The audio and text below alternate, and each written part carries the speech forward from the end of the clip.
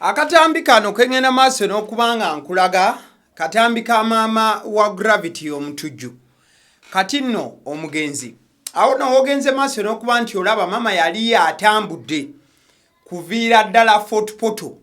n'ajja e Kampala mu kivulu kya mwana mulezi Gravity Omutujju mu buufu obufaananako bwe butyo. Era wano nno maama we yagenda maaso n'okuba nti abuuzibwa bannamawulire ku lwaki mutabani we alabika nga ali violent ennyo oba omuvubuka ali aggressive ennyo. Mama wa Gravity Omutujju yagamba nti Gravity mwana wa gonjebwa nnyo ate era nti Gravity ebyokulwana tabimanyi. Nange n'abangamachabuta emikisa ky'abakazi kyomingi kyabalina okubira kalulu simanyi nnyo makulu awano no mama wa Gravity Omutujju kati omugenzi yatuvudde ku maaso yagenda maaso n'okubanga agamba nti akimanyi bulungi nnyo anti mutabani we bayimbi banne bamuteekako nnyo olukongoolo mwe bagenda maaso n'okuba nti bamulumba enkya n'eggulo n'ebyokumugamba nti alina ebisolo ebimu byafaanana ng'era maama bwe yagenda maaso n'okuba nti annyonnyola wano. era abantu balanga kubyewulira ayita kubanga n'akaana ako keewulira wakatugalo keewulira naye ng'ate yali tayagala y'abaana abato nedda olwo oluyimba abayimbi bantu be bamuzimbe abaatya okulaba ng'ajja mukadeke kamu mama wa Gravity Omutujju yalaga nti ye ajja kuyimirira ne mutabani we paka ku lunaku olusembayo olw'ensonga sheeno yali yakwepiica. Mama we yagenda maaso n'okuba nga abuuzibwa ku kwepiica yagenda maaso n'okuba nga awa ansa yagenda maaso n'okuba nga eyanaamiriza buli omu eyaliwo mu kivvulu kino. nako nikiyagamba ye abantu bebazifuura yate yajayimbye ekyomu kati ayimbe kwepiica jangu twekubye obufaananyi.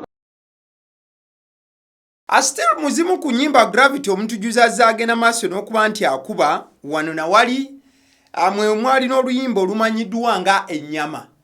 Mama wa Gravity yabagamba nti naye kati mu oluyimba we muba muluwulira lulina buzibu ki? jangu twekubye ebifaananyi kati olina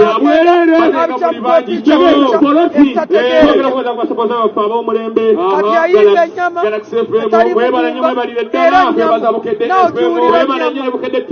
etaliko kumbeera weeri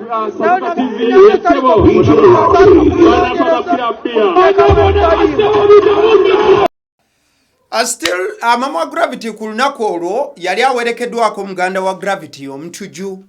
ono naye alina obubaka bwe yagenda maaso n'okuba nga ayogera ku Gravity Omutujju bo wamu as a family. awezezza emyaka 28 yalina ezzaluli abiri ddala nnyo tulina sista waffe naye taaliwo kasibu sitaako yera yagala nnyo ebyokuyimba nga ye tabiriimu then n'amuyita n'atandika okubagamba ekitundu kye twakuliramu alimu abayala. Exactly. Naye ono eyandibanga interview mama wa Gravity Omutujju kati eyatuvudde ku maaso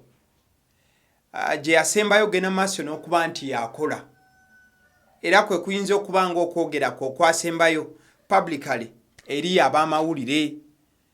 naddala ku nsonga ezikwatagana ne mutabani we wa Byeyasemba goyinza okuyita Gravity Omutujju. Mama wa Gravity Omutujju ku lunaku luno ekivulu ekyali ekyo ekyokwepiica omwaka guli yayongerera ddala ogenda maaso n'okulaga nti ye ayimirira ne Gravity Omutujju as a mother era nti ajja kugwa naye oba ajja kutoba naye paka ku lunaku olusembayo. Tewaliwo olunaku mama wa Gravity Omutujju lwe yali agenze maaso nakuba nti ava mutabani we ne bwebe eddakiika emu ne weziba eddakiika 2 era abantu abali basuubira ogenda maaso n'okuba nti nno bavaayo bavumirire mwana mulenzi Gravity Omutujju olw'ennyimba zagenda maaso n'okuba nti akuba wano na wali baali si bannabyabufuzi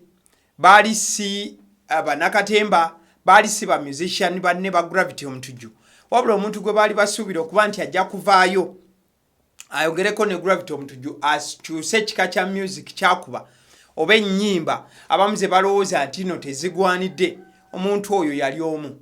maama wa Gravity Omutujju wabula it was very surprising oba kyagenda maaso n'okuba nti nno bangi kibabuukako maama we yagenda maaso n'okuba nti amaintaininga position ye nga maama n'ayimirira okusookera ddala yagenda maaso n'okuba nti avumirira buli muntu eyali avaayo okubeera nga agamba nti Gravity munoonyi wa ntalo Gravity anaawuza entalo wano na wali maama ebyo yagenda maaso n'okuba nga agamba Gravity nti Gravity si musajja mulwanyi Gravity si musajja ayomba mu buufu ofaananako webutyo wabula ate era mukadde ke kamu maama ono wakati mu kwagala okuba nti adifendinga mwana mulenzi Gravity Omutujju maama yalaga nti Gravity Omutujju ebiseera ebisinga bayimbi banne n'abantu batambula nabo mu industry be bagenda maaso n'okuba nti no bamuleetako obuzibu obw'ekika ekyawaggulu nagamba nti mutabani we talwana naye bano bayimbi banne bagenda maaso okuba nti bamusosonkereza nnyo olumu n'amaliriza nga talina kyakkola era maama wa Gravity Omutujju still nga tukyamulina yagenda maaso n'okuba nga atunyonnyola ku ngeri mutabani we yajjanga ng'akula avumibwa wano na wali era ne bayimbi banne okuba nti no bamuyita enkima and all that muno ojja kujjukira nti Gravity yakubamuko n'oluyimba bagamba nti bamuma nti nfaana n'enkima but maama ng'omuzadde bino byonna tebyagenda maaso kuba nti nno bimuyigula ttama in fact ne ku lyrics oba ebigambo Gravity Omutujju byazawandiika mu nnyimba ze omwali okwepica nyama erimu eggumba bijanjaalo n'ebintu ebiringa ebyo bandi bo baabirabanga bigenda maaso n'okuba nti no bityoboola wano na wali wabula omwana mulenzi oyo amanyiddwa nga Gravity Omutujju ng'agenda maaso n'okuba nti na practicing ennyimba ze maama yayimirira naye n'agamba nti nedda mutabani wange tawemula bw'agamba okwepica ayogera ku bifaananyi bw'agamba ennyama temugimanyi bw'agamba ebijanja temubimanyi ebifumbibwa so maama ye yajjanga akola role ye as a mother era asabidde mutabani we ebbanga lyonna ate n'amusupportinga sesaawa zino we tugamba nti no Gravity Omutujju ali mu kiyongobero eky'amaanyi nti ne we buwungeredde olunaku maama lwe yavudde mu bulamu obw'ensi eno ennaku z'omwezi nga 18 omwezi ogwa October maama mwana mulenzi Gravity Omutujju maama we okuva lwe yavudde mu bulamu obw'ensi eno bwenkeberako wano tewali kigambo na kimu kyavudde mu kamwa ka Gravity Omutujju okuggyako amaziga okubeera nti gagenda maaso n'okuba nti gamuyitamu enyiika ey'ekika ekyawaggulu okunyolwa n'okulaba nti ate era yenyigira mu kukola enteekateeka abantu abo bonna abagenda okubeerawo mu kuwerekera omubiri gw'omugenzi maama we omukyala oyo omukyala Jane eyavudde mu bulamu bw'ensi eno enteekateeka Gravity ali mu kulaba nti nno nazo zigenda maaso n'okuba nti zitambula wabula nga ate ye ali down he is broken Gravity Omutujju is broken oluvannyuma lw'okuba nti maama yamufuddeko katwongere okuba nti Gravity Omutujju tumusabira naddala mu kaseera kaalimu kakyali kazibu nnyo nnyini ddala naye akatambi kentandise nako ke ka maama obulinga obubaka bwe yasembayo okulabikiramu ng'ali mu mawulire that could be the last video maama we yagenda maaso n'okuba nti ayogerako n'abamawulire naddala kubikwatagana ne mutabani we